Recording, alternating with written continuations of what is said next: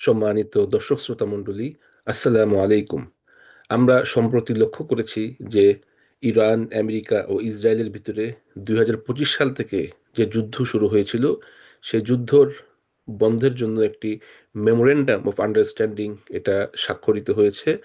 এবং 2026 সালের এই জুন মাসের 17 তারিখে মূলত আমেরিকার প্রেসিডেন্ট ডোনাল্ড ট্রাম্প তিনি এটাকে অনলাইনে অথবা ভার্চুয়ালি এটা স্বাক্ষর করেছেন। এবং এটা ইতিহাসে অবশ্যই খুব গুরুত্বপূর্ণ একটি ঘটনা। এবং আমরা এই যুদ্ধকে কেন্দ্র করে অনেক ধরনের বিষয় লক্ষ্য করেছি, এবং সর্বশেষ 14টা পয়েন্টে একটি মেমোরেন্ডাম অফ আন্ডারস্ট্যান্ডিং স্বাক্ষরিত হয়েছে, এবং যেখানে পাকিস্তান মেডিয়েটর হিসেবে একটি দুতিয়ালির ভূমিকা পালন করেছে। আমরা এই যুদ্ধকে কেন্দ্র করে জাস্ট কয়েকটা পয়েন্ট মেনশন করব, এবং এরপরে আমি এই যুদ্ধ থেকে কি কি শিক্ষা রয়েছে সেই বিষয়ে কয়েকটি কথা আপনাদের সামনে তুলে ধরার চেষ্টা করব। প্রথম বিষয় হচ্ছে যে আমেরিকার পক্ষ থেকে, বিশেষ করে আমেরিকার প্রেসিডেন্ট ডোনাল্ড ট্রাম্প উনি একাধিকবার বেশ কয়েকটা দাবি করেছেন। উনি প্রথমে বলেছেন যে আমরা এই যুদ্ধের মাধ্যমে অথবা হামলা করে আমরা ইরানের যে নিউক্লিয়ার পাওয়ার আছে সেটাকে আমরা সম্পূর্ণ ধ্বংস করে দিব, এবং ধ্বংস করাটাই হচ্ছে আমাদের মূল উদ্দেশ্য। হামলার টার্গেট অথবা যুদ্ধের একাধিকবার উনি ঘোষণা করেছেন যে আমরা ধ্বংস করেছি অথবা আমরা ধ্বংস করব, এমন দাবি করা হয়েছে। ইভেন সোশ্যাল মিডিয়াতে স্ট্যাটাস দিয়ে মেনশন করা হয়েছে আজকে রাতের ভিতরেই আমরা পারস্য যে সাম্রাজ্য, অথবা এই যে 3-4 হাজারের অধিক কালব্যাপী যে সাম্রাজ্য, যে সভ্যতার ইতিহাস, সেটা আমরা এক রাতেই ধ্বংস করে দেব, এমন দাবি করা হয়েছে। কিন্তু পরবর্তীতে দেখা গিয়েছে যে কোনো লক্ষ্যই অর্জিত হয়নি। যদিও ইরানের সর্বোচ্চ নেতা কে হত্যা করা হয়েছে, শহীদ করা হয়েছে, একাধিক রাষ্ট্রীয় শীর্ষ কর্মকর্তাকে হত্যা করা হয়েছে, সেনাবাহিনী বা তাদের আর্মড যে ফোর্স আছে সেখানকার শীর্ষস্থানীয় কর্মকর্তাদেরকে হত্যা করা হয়েছে। স্কুলে বোমা হামলা করে শিশু বাচ্চাদেরকে, যারা নিরপরাধ, যারা মাসুম, এরকম শিশুদেরকে হত্যা করা হয়েছে, এবং এর জন্য কোনো ধরনের রিগ্রেট তারা ফিল করেনি। এ ধরনের ধ্বংসযজ্ঞ চালানোর পরেও দেখা গিয়েছে যে আসলেই কোনো লক্ষ্যই তারা অর্জন করতে পারেনি। অর্থাৎ যে দাবি নিয়ে, যে লক্ষ্য নিয়ে পৃথিবীবাসীর কাছে ওয়াদা দিয়ে হামলা করা হয়েছিল ইরানে, তার কোনোটাই তারা অর্জন করতে পারেনি। এটা হচ্ছে একটা বিষয়। এবং বিভিন্ন সময় যে মিথ্যাচার রাষ্ট্রের পক্ষ থেকে, রাষ্ট্রের শীর্ষ আহ, পদ থেকে যে করা হয়েছে, সেটা মূলত মিথ্যাচার ছিল। এবং এই যুদ্ধের মাধ্যমে এটা প্রমাণিত হয়েছে যে বিভিন্ন সময় দেখা যায় যে পরাশক্তিগুলো তারা নিজেদের স্বার্থে, নিজেদের পলিটিক্যাল স্বার্থে, নিজেদের দেশের স্বার্থে তারা এই ধরনের অন্যান্য রাষ্ট্রের উপরে তারা মিথ্যা অজুহাত দিয়ে তারা হামলা করে এবং বিভিন্ন রাষ্ট্রকে তারা ধ্বংস করে। এর মাধ্যমে এটা একটা প্রমাণিত হলো। দ্বিতীয় আরেকটা বিষয় হচ্ছে যে তারা বলেছিল যে এই যে রেজিম আছে বর্তমান ইরানে, সেই রেজিমকে আমরা পরিবর্তন করতে চাই। এর পক্ষে তারা দাবি করেছিল যে ইরানের নিজেদের জনগণই চায় যে এই রেজিম পরিবর্তন হোক। এই ক্ষেত্রে ইরানের জনগণ, তারা তাদের রেজিম নিয়ে হয়তো মতপার্থক্য আছে, থাকতেই পারে, কিন্তু যখন তাদের দেশ আক্রান্ত হলো, তারা বিশ্ববাসীর সামনে একটা ঐক্য এবং বিরল একটা স্থাপনা তারা স্থাপন করলো, নজির। তারা বিশ্ববাসীর সামনে প্রমাণ করলো যে যখন আমার দেশ আক্রান্ত হয়, তখন আমরা কোনো রেজিমকে পছন্দ করি অথবা না করি, আমরা কোনো ধরনের শাসন ব্যবস্থা, সেটা আমরা পছন্দ করি বা না করি, সেটা আমাদের ইন্টারনাল অ্যাফেয়ার্স, সেটা আমরা নিজেরা ডিসাইড করব।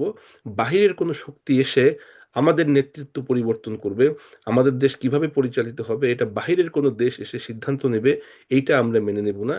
এবং যুদ্ধকালীন সময়ে ইরানের জনগণ যে ঐক্য প্রদর্শন করেছে, এই ঐক্য প্রদর্শন এবং একতাই ছিল তাদের অন্যতম একটা শক্তি। এবং ইরানের ফরেন মিনিস্টার সেটা এবং প্রেসিডেন্ট স্বীকার করেছেন যে ইরানের জনগণের ঐক্যই মূলত আমাদের একটা অন্যতম বড় স্পিরিট ছিল, সাহস ছিল, এবং ইরানের জনগণের ঐক্যের কারণেই কিন্তু আমরা এই যুদ্ধে শেষ পর্যন্ত জয়লাভ করতে সক্ষম হয়েছি।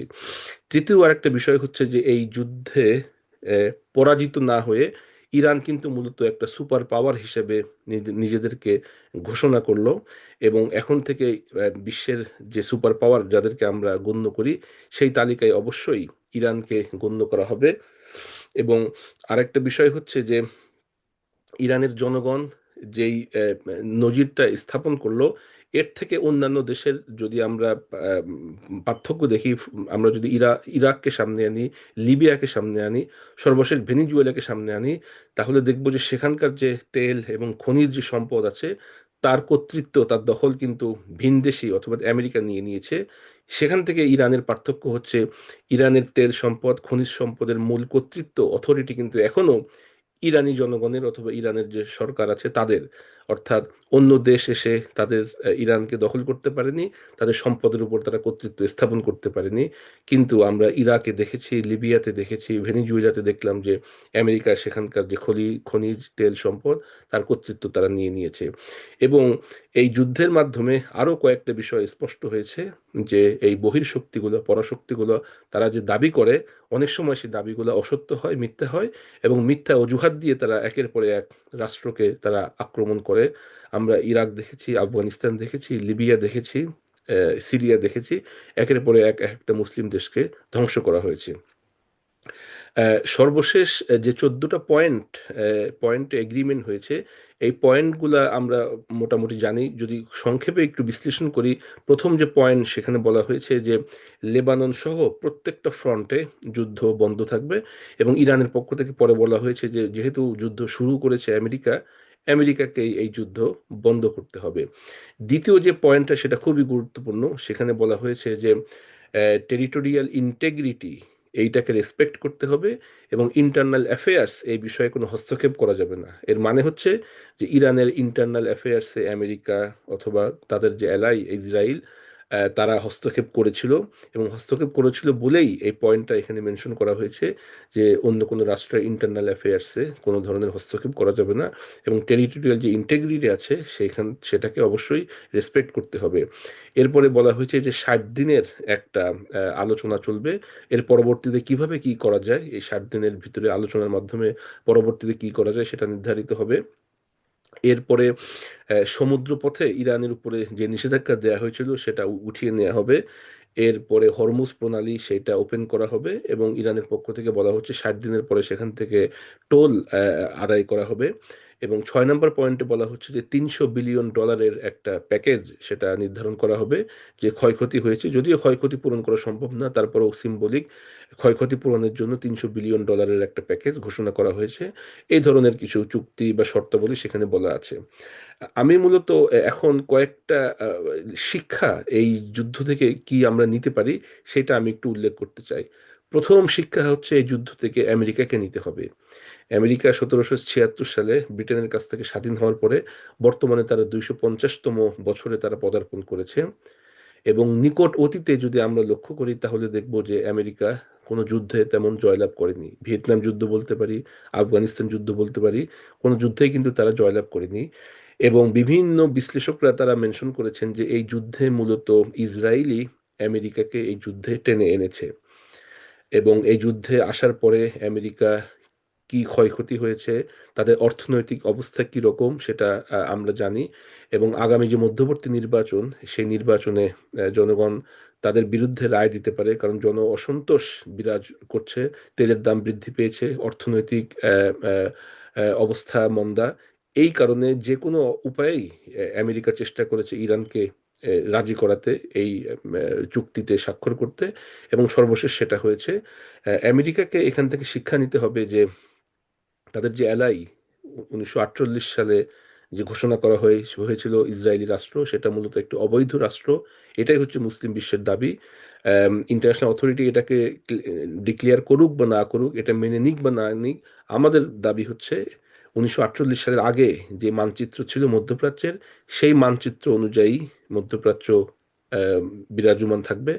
এবং ইসরায়েল একটি অবৈধ রাষ্ট্র, তাদের সেখানে রাষ্ট্র হওয়ার কোনো ম্যান্ডেট নেই। এটাই হচ্ছে মূলত আমাদের দাবি।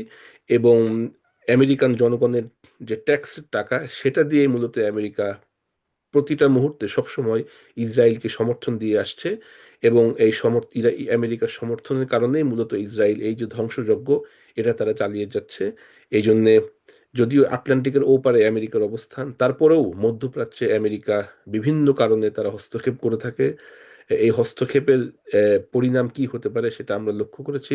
মধ্যপ্রাচ্যের বিভিন্ন দেশে তাদের যে 14টা ঘাঁটি ছিল, প্রত্যেকটা ঘাঁটি ইরান ধ্বংস করে দিয়েছে। এখান থেকে আমেরিকা শিক্ষা নিতে পারে। তারা যেন মধ্যপ্রাচ্যে তাদের যে এই যে অতিরিক্ত অ্যাফেয়ার্স, ইন্টারনাল অ্যাফেয়ার্সে এই যে হস্তক্ষেপ করা, এটা যেন তারা বন্ধ করে এবং একই সাথে ইসরায়েলকে অস্ত্রসহ ফাইন্যান্সিয়াল, কূটনৈতিক এই যে সাপোর্টগুলো তারা দিয়ে থাকে, এটা যেন তারা রিথিঙ্ক করে। এটা একটা শিক্ষায় আমেরিকা যদি নেয় তাহলে এটা তাদের জন্য অনেক ভালো হবে। এবং ধারণা করা হচ্ছে যে 1956 সালে সুয়েজ ক্যানেলে ব্রিটেন হস্তক্ষেপ করে, সেখান থেকে যে তারা যে ব্যর্থ হয়, সেখান থেকে মূলত কিন্তু ব্রিটিশ যে সাম্রাজ্য এর পতন শুরু হয়েছিল। যদিও আমাদের উপমহাদেশ থেকে তারা 1947 সালে তারা ব্যাক করে, তারপরেও মনে করা হয় যে ওটা একটা টার্নিং পয়েন্ট। ওই সুয়েজ ক্যানেল যে ইস্যু, ওখানে তারা নেগোসিয়েশনে তারা ব্যর্থ হয় এবং ব্রিটিশ সাম্রাজ্যের পতন হয়। অনেকে ধারণা করছে যে 2026 সালের এই যে চুক্তি, এটা আমেরিকার যে একচ্ছত্র অধিপতি পৃথিবীতে, এটা খর্ব অলরেডি শুরু হয়েছে, বাট এটা একটা টার্নিং পয়েন্ট। যদি আমেরিকা এখান থেকে শিক্ষা নেয় তাহলে এটা তাদের জন্য ভালো হবে।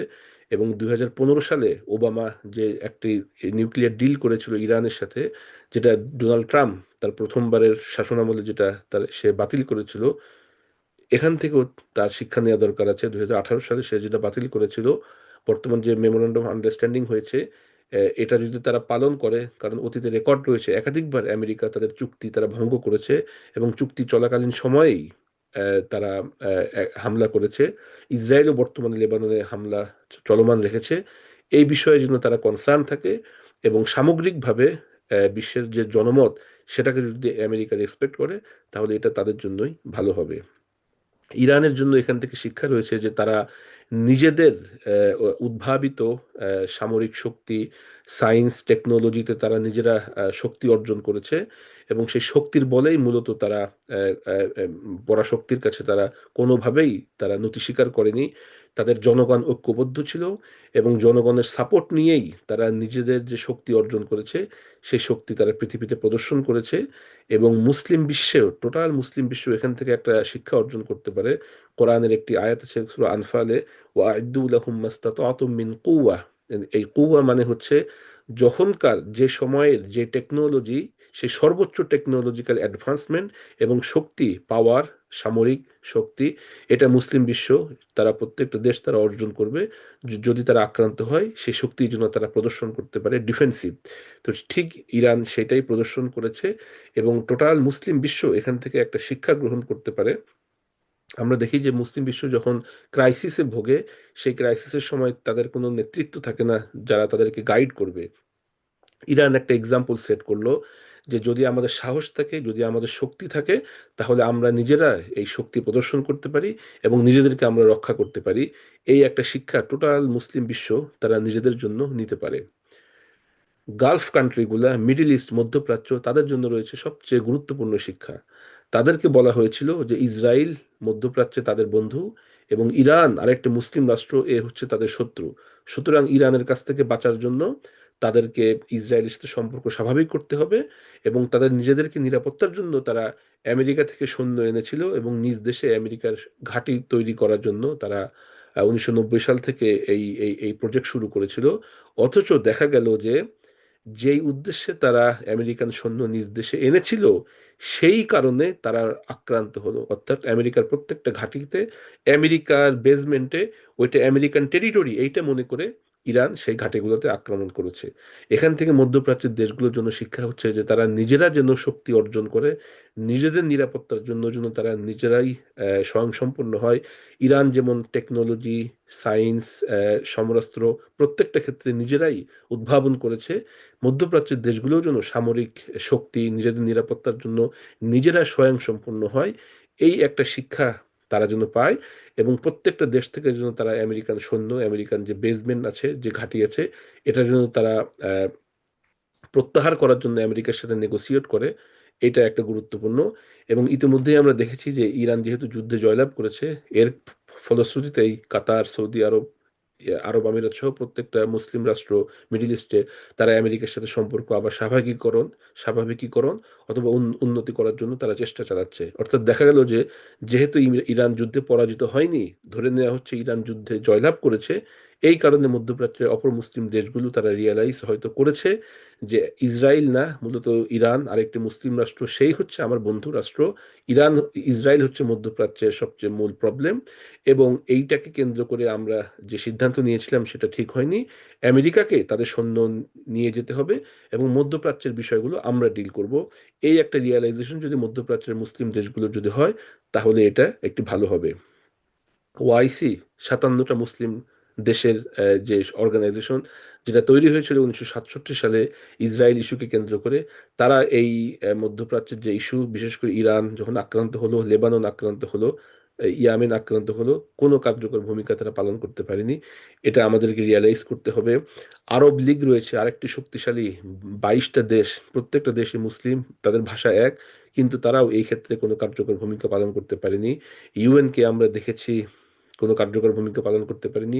ইউএন সিকিউরিটি কাউন্সিল 5টা সদস্য, এবং যেখানে আমরা দেখি যে প্রত্যেকবার আমেরিকা যেখানে ইসরায়েলের পক্ষে সমর্থন দেয়, ভেটো দেয়, যার কারণে কোনো গুরুত্বপূর্ণ সিদ্ধান্ত নেওয়া যায় না।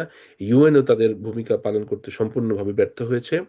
আরেকটি বিষয় এখানে মনে রাখা দরকার যে ইসরায়েলের আরেকটি এলাই, যারা উপমহাদেশে অবস্থিত ইন্ডিয়া, তারা কিন্তু এই যুদ্ধে খুবই নেগেটিভ রোল প্লে করেছে।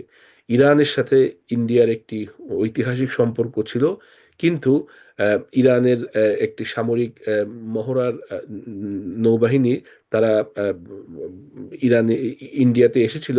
যখন তারা ব্যাক করে, তারা কিন্তু কোনো তারা একটা মহড়ার জন্য এসেছিল, প্রশিক্ষণের জন্য।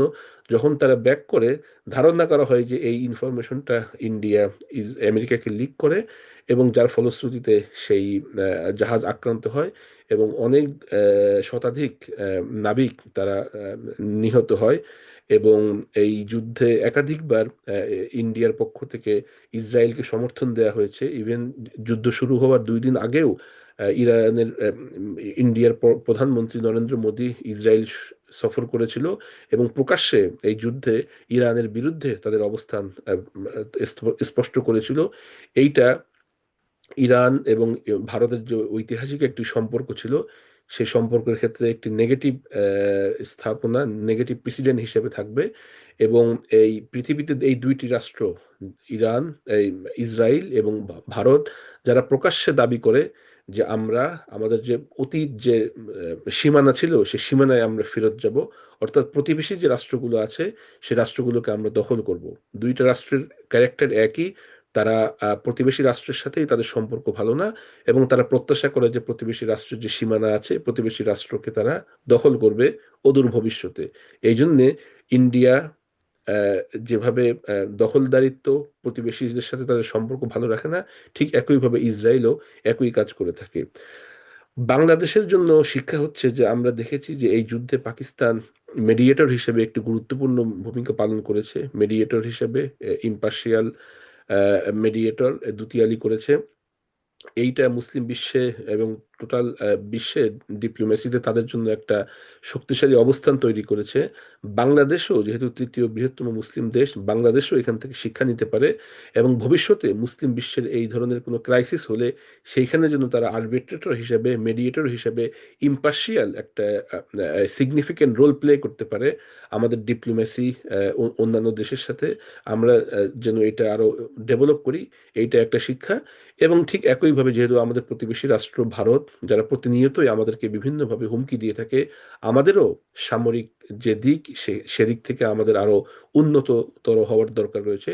এবং সম্প্রতি আমরা লক্ষ্য করেছি তুরস্কের সাথে, পাকিস্তানের সাথে, অন্যান্য মুসলিম দেশের সাথে আমাদের যে সামরিক সম্পর্ক, সেটা শক্তিশালী হচ্ছে। শক্তিশালী হওয়ার জন্য বিভিন্ন পদক্ষেপ নেওয়া হচ্ছে, এটা একটি ইতিবাচক দিক। আমরা আশা করি যে বাংলাদেশও সামরিক শক্তিতে স্বয়ংসম্পূর্ণ হবে, এবং বিশ্বের যে কোনো দেশ, বিশেষত পার্শ্ববর্তী রাষ্ট্র ভারতের যে কোনো ধরনের হুমকি তারা অবশ্যই সাহসিকতার সাথে তারা প্রতিহত করতে পারবে, মোকাবেলা করতে পারবে, সেটা আমরা প্রত্যাশা করি।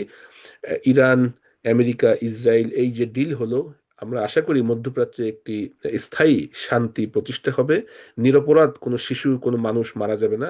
প্রতিনিয়তই আমরা মিডিয়াতে এই ধরনের খবর দেখি এবং আমরা খুবই ব্যথিত হই। আমাদের তেমন কিছু করার থাকে না। আমরা প্রত্যাশা করি আন্তর্জাতিক কমিউনিটি তারা এই ধরনের যে ডিপ্লোম্যাটিক রিলেশনস, ইন্টারন্যাশনাল অ্যাফেয়ার্সের মাধ্যমে এইটা জন্য আরো জোরদার করে যে কোনো ধরনের মানবাধিকার লঙ্ঘন, অন্যান্য অন্য দেশের উপরে আক্রমণ, এটা যেন ইন্টারন্যাশনাল কমিউনিটি খুব দ্রুত পদক্ষেপ নেয়, তারা বন্ধ করে, অন্য আর কোনো রাষ্ট্র যেন আক্রান্ত না হয় ইল্লিগালি, সেটা আমরা প্রত্যাশা করি। পৃথিবীতে বিশেষত মধ্যপ্রাচ্যে একটি স্থায়ী শান্তি প্রতিষ্ঠা হোক, এটা আমরা প্রত্যাশা করি। আপনাদের সকলকে ধন্যবাদ জানাচ্ছি। আসসালামু আলাইকুম।